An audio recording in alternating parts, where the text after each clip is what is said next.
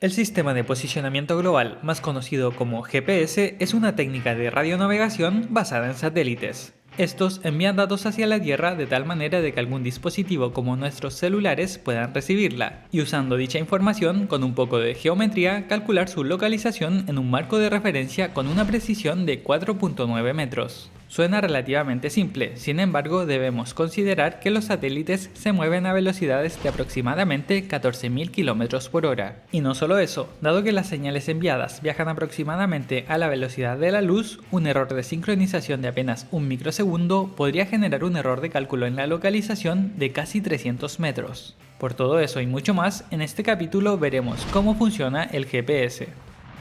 Pero antes quiero agradecer a PCBWay por auspiciar este capítulo.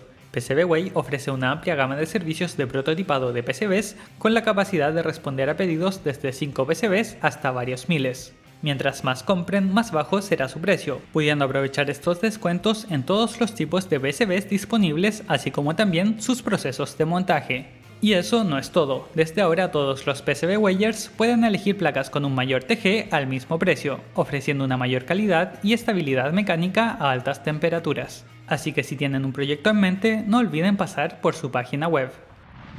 Lo primero que debemos aclarar antes de entrar en más detalle es que el GPS es una tecnología desarrollada por el Departamento de Defensa de los Estados Unidos, y ese nombre hace referencia únicamente al conjunto de satélites que ellos manejan.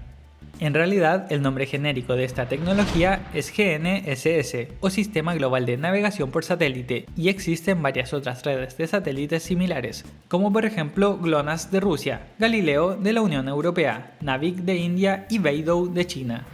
Sacando eso del camino, el concepto clave en el cual se basa el funcionamiento del GPS es la trilateración, un método matemático para determinar las posiciones relativas de objetos usando geometría.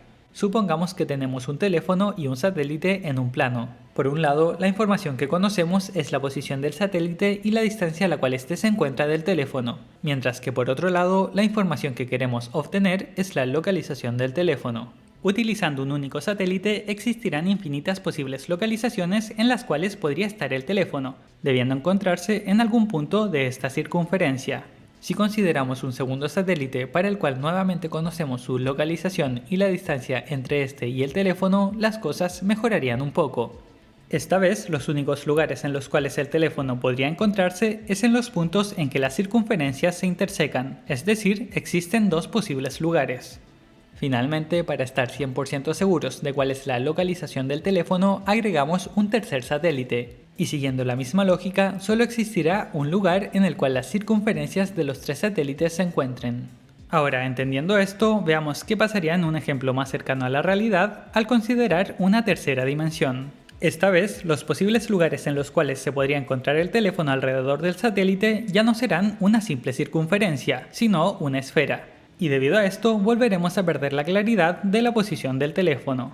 Tal como lo podemos ver en este ejemplo, existirán dos puntos en el espacio en los cuales las tres esferas se intersecan, y similar a como lo hicimos anteriormente, la forma de eliminar esta incertidumbre es agregando un satélite más que nos entregue información de su posición y distancia.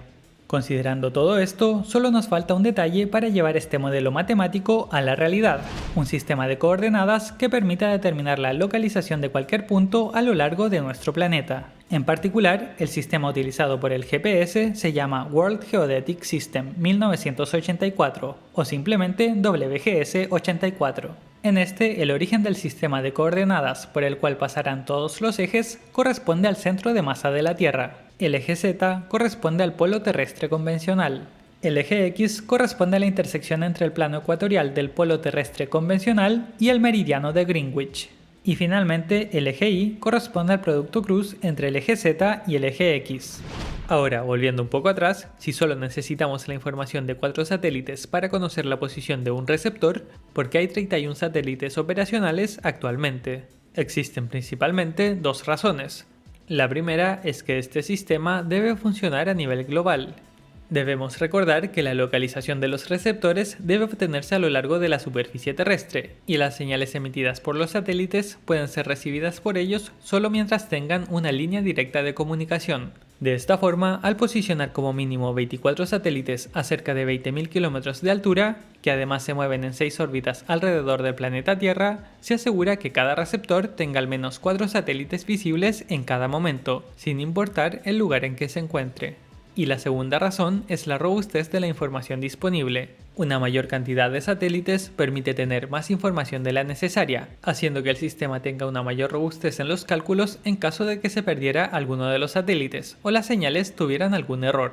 Llegado a este punto, pareciera que la mayor complejidad de este tipo de sistemas recae en las matemáticas, pero la verdad es que aún tenemos otro problema. En los ejemplos anteriores les dije que conocíamos la localización de los satélites y la distancia existente entre ellos y el receptor. Sin embargo, en realidad la distancia debe ser calculada utilizando otra información. Si consideramos que el satélite envía una señal electromagnética hacia el receptor y esta señal viaja a la velocidad de la luz, es decir, aproximadamente 300.000 km por segundo, entonces podemos calcular la distancia entre ellos midiendo el tiempo de viaje de la señal. Aunque para calcular el tiempo de viaje de la señal solo debemos conocer el tiempo exacto en que la señal es emitida por el satélite y en que ésta llega al receptor, lo anterior no es para nada fácil, pues debemos considerar múltiples variables que pueden afectar los resultados de ese cálculo. Algunos de los más importantes son el nivel de precisión de los instrumentos, la desincronización de los relojes debido a la dilatación del tiempo explicada por la teoría de la relatividad de Albert Einstein, y el efecto de las capas atmosféricas. En primer lugar, respecto a la precisión de los instrumentos, dado que las señales viajan a la velocidad de la luz, debemos utilizar un reloj con la suficiente resolución para calcular la distancia de una manera precisa.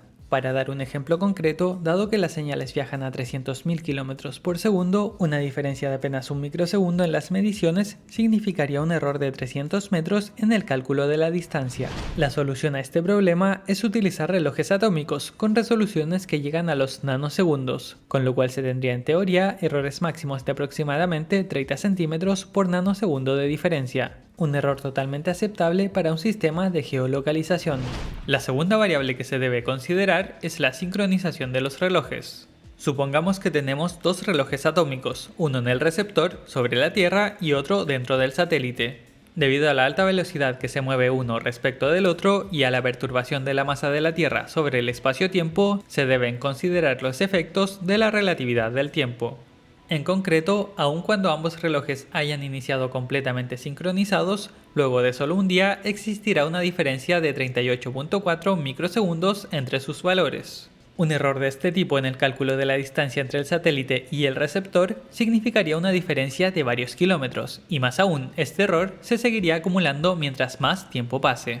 Por suerte, gracias a que se conoce la teoría de la relatividad, es posible predecir con suficiente precisión la desincronización del tiempo y así ajustar electrónicamente los valores entregados por el reloj atómico.